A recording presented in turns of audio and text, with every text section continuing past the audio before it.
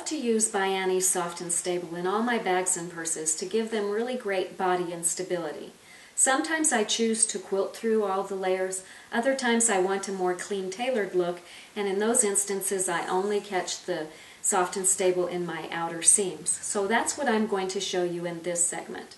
We're going to follow through some of the steps used to make the On the Town bag, which is the bag that looks like this. And what we're working on right now is the front section. So I'm going to start with my piece of Soft and Stable, which I've steamed to get any wrinkles and creases out. I'm going to lay it down on my work table. Then I'll take my nice piece of textured fabric that I've cut for the center panel, and I'll position it in the middle of that piece of Soft and Stable. And I just kind of pat it down where it wants to go. Then I've got some little piping or flanges that go inside here, and I've prepared those just by folding them in half. I'm going to put raw edge to raw edge along each side of my center panel, and these are cut longer so you don't have to worry about not having enough. I'll put those in place.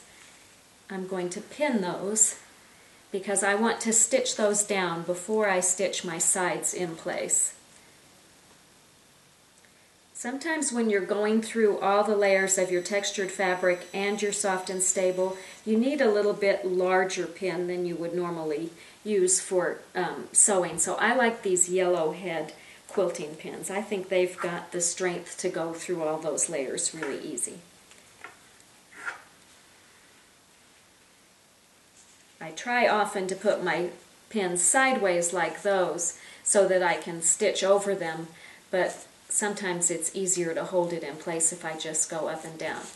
I'll take that to my sewing machine and I'll sew that with about an 1/8 inch seam, because when I sew my sides on, I don't want you to be able to see that seam. So if I just go right along the edge, that holds those in place, and then I can sew my sides on. We're going to assume that those are sewn, and I'll show you how you sew your sides on next. Okay, so this is my right side.